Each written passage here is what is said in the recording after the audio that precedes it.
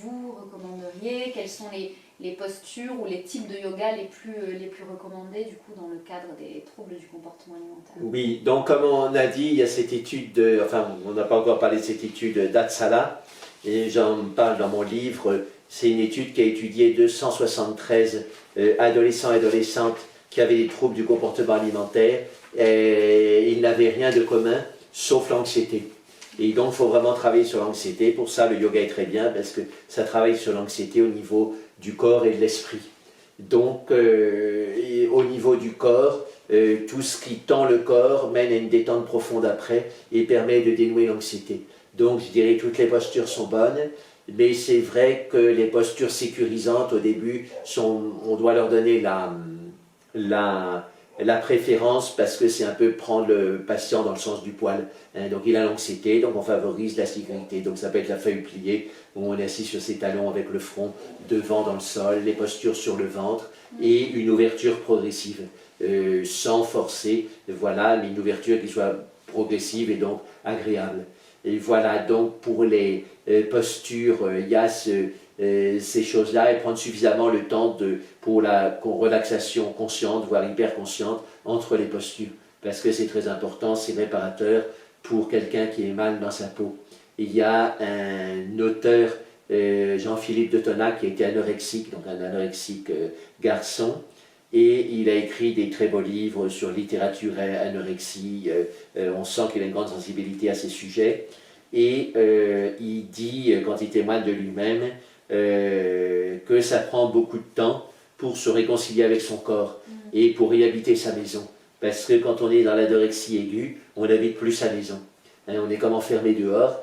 Et donc, il faut vraiment du temps pour se rééduquer. Et même la sexualité, qui pourrait paraître une recette facile pour se réconcilier avec son corps, c'est pas si simple, parce qu'il y a toutes les complications relationnelles, etc.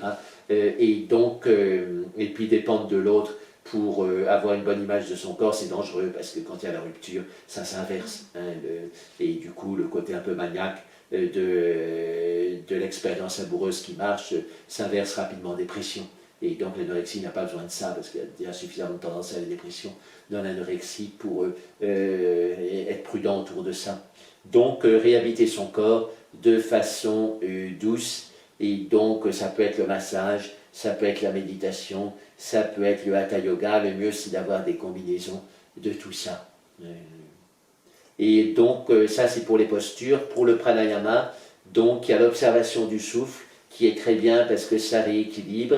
Simplement, au début, c'est bien d'en faire beaucoup, hein, parce que c'est quelque chose de très naturel, mais étant naturel, c'est un peu comme les médecines alternatives, ça agit plus lentement que la médecine allopathique. Et donc, savoir qu'il faut prendre son temps quand on fait l'observation du souffle, mais en même temps, c'est exactement ce dont a besoin la patiente anorexique, parce que c'est le renoncement au volontarisme. Hein, je n'agis plus sur mon souffle est suffisamment grand pour se débrouiller par lui-même, et derrière le souffle qui se rééquilibre lui-même, il y a les émotions qui se rééquilibrent elles-mêmes. Et donc il faut beaucoup encourager ça, mais comme on n'a pas beaucoup de capacité de concentration, c'est bien d'alterner ça avec des exercices qui sont plus concentratifs, des postures, des méditations rythmées, etc. Et alors dans les méditations rythmées, il y en a une qui éradique l'anxiété, on peut dire, assez rapidement, mais justement parce que les patients sont anxieux, ils auront du mal à rentrer dedans, donc il faut les encourager en disant c'est vraiment thérapeutique, et c'est justement parce que c'est ce dont tu as besoin que tu as un peu de mal à rentrer dedans, et c'est la petite respiration. Donc dans le taoïsme ils font beaucoup ça, dans le yoga ils y apportent une grande importance, ils la décrivent même comme une respiration qui peut mener au stade très élevé du yoga, ce qu'ils appellent le Kevalya Kumbhaka, c'est-à-dire Kumbhaka, la suspension du souffle, Kevalya unique, c'est-à-dire unique en son genre.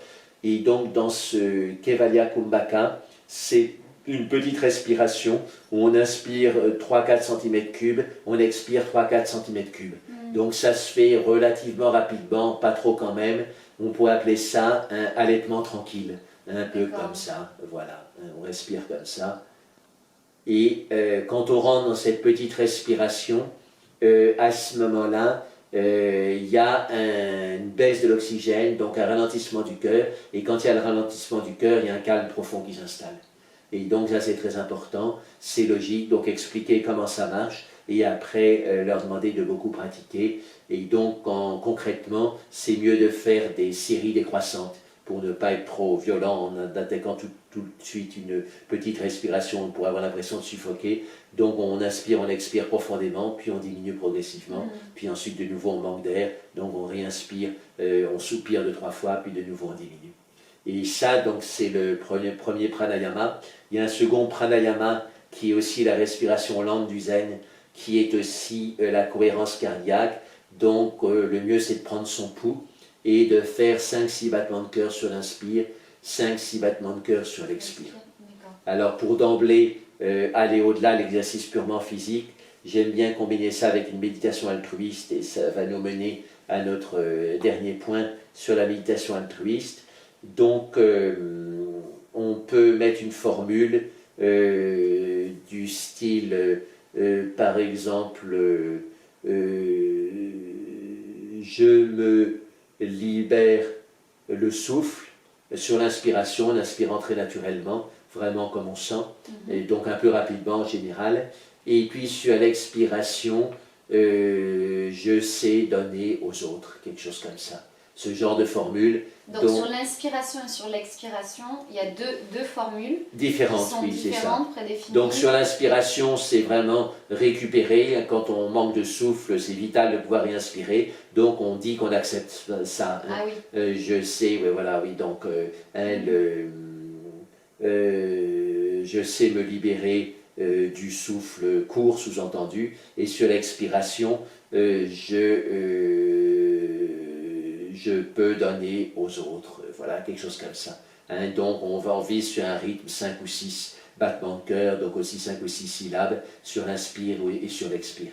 Et donc ce sont des phrases, des mantras qui sont orientés, qui sont basés sur l'altruisme, sur vraiment la notion Alors, d'altruisme. donc, quand on fait bien cette cohérence cardiaque, l'expiration donc est plus lente que l'inspiration.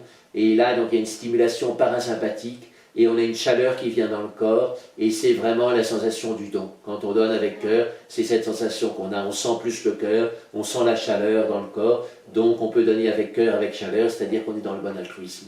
Et donc, autant renforcer ça par une formule. Donc, n'hésitez pas à faire votre formule. Et le rythme est important, donc environ 5 ou 6 battements de cœur sur l'inspire, 5 ou 6 battements de cœur sur l'expire. Ou alors aussi, un équivalent que j'aime bien aussi, 4 battements de cœur sur l'inspire, le 5e est et la fin de l'inspire, donc on inspire pratiquement plus sur le 5e, on commence à expirer tout doucement sur le 6e, et ensuite on fait 4 battements de cœur sur l'expire, et voilà. Le chiffre 4, symboliquement, c'est bien parce que c'est le carré, comme les 4 pieds de la table, c'est quelque chose sur lequel on peut tabler. Comme on pose quelque chose sur une table, on peut tabler dessus, parce qu'il y a le 4. Et d'ailleurs, quelqu'un qui est clair et net dans sa tête, qui est rassurant pour les autres, on dit c'est quelqu'un de carré. C'est plutôt un éloge.